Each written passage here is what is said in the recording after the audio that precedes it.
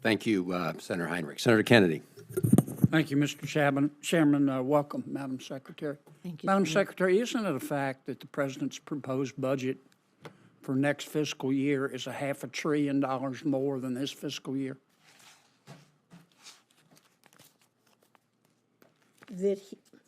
On the spending side? Yes.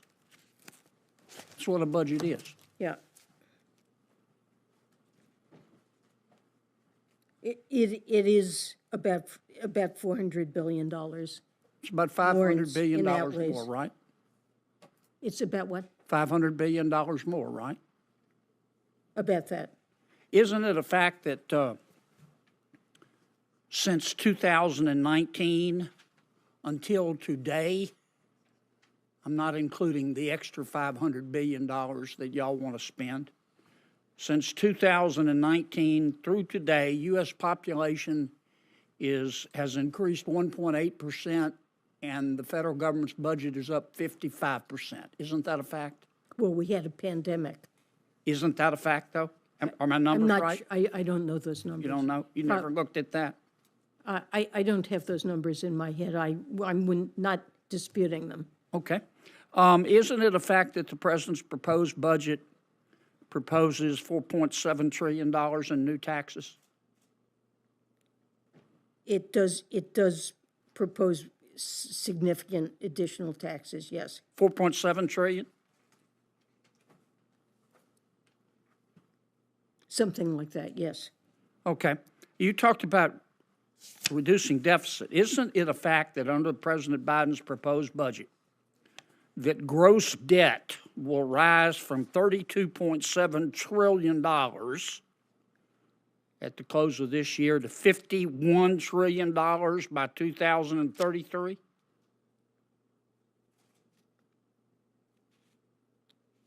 I'm sorry, what number did you give me for? The President's proposed budget will increase gross debt from $33 trillion at the close of this year to $51 trillion in 2033. Isn't that correct? Well, debt held by the public, which is, No, ma'am, that's gross debt. Isn't that a fact? that's probably a fact. So you haven't reduced the deficit, have you? The deficit, the debt and deficits are reduced by the president's budget. How can you go from $33 trillion to $51 trillion and call that a reduction in the deficit?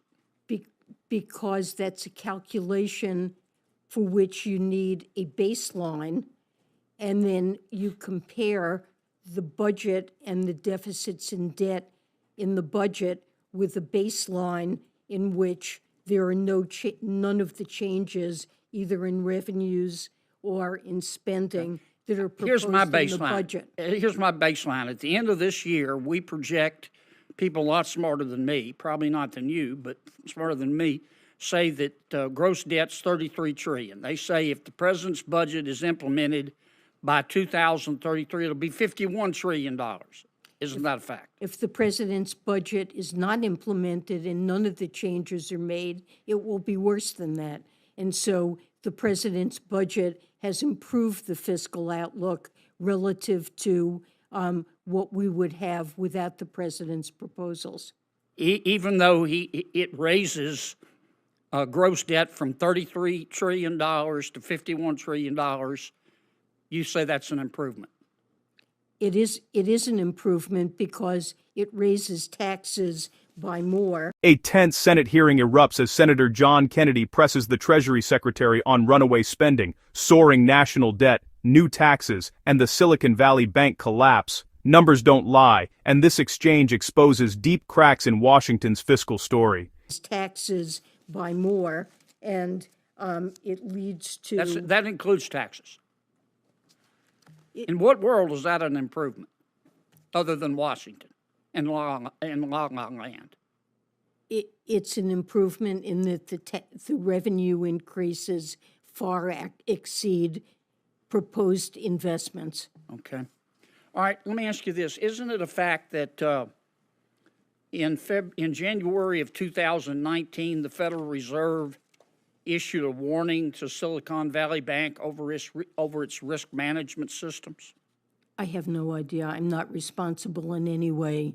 for But the you're in charge of the supervision. banking bailouts and the crisis, right? I am not involved in banking supervision, and I don't have access to any information about the supervision of Silicon Valley Bank. Okay, so you don't know whether or not the Fed, you haven't looked to see whether or not the Fed issued a warning, 4 years ago to the bank over its risk management systems? That's not public information, and it's not Sure it is. It's in the Wall information. Street Journal. Well, it may be in the Wall Street Journal, but it's not public information, and it's not information that I have access to. Well, I'll give you a copy of this article. I've read the article, but The Fed issued a matter requiring attention. And it said your risk management practices are terrible and you need to improve them. that is what the article says. Right.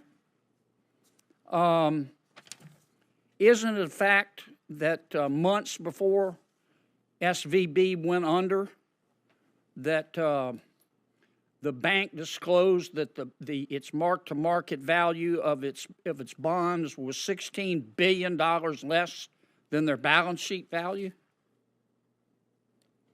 They did make such a statement. Did the people at the Federal Reserve just not read it? I'm not at the Federal Reserve. I know. I was at the Federal Reserve. But you're at You'll- the Treasury, and you're in charge of the banking crisis. Let me ask you. I am not in charge of the supervision of the bank. Let me ask you this.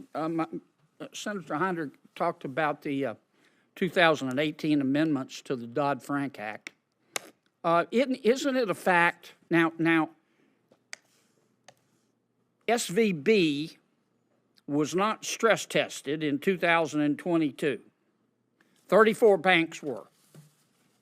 Here's the Fed's report. Isn't it a fact that if SVB had been stress tested, it would have passed? Stress tests look at capital of a bank. Here's the yes, ma'am, under the stress test. Isn't it a fact that SVB would have passed? I don't know. It wasn't stress And you need to tested. look into that, Madam Secretary. This is not my job. This is the Federal Reserve's job. Okay, isn't it a fact that when the Federal Reserve stress tested in 2022, it only stress tested credit risk, it didn't stress test duration risk? Isn't that a fact? I believe the stress tests in general partially address and take account of interest rate No, risk. ma'am. I've read it. Here it is, bigger than Dallas. Well, to the extent that there are assets held in an available for sale portfolio that would suffer losses due to changing interest rates, that would be captured in the bank's No, ma'am, it's not capital. there. I've read it. Senator Kennedy, I've allowed people the secretary to stray over answer. If you find this political breakdown interesting, please give me a thumbs up, and as well, like and subscribe for more.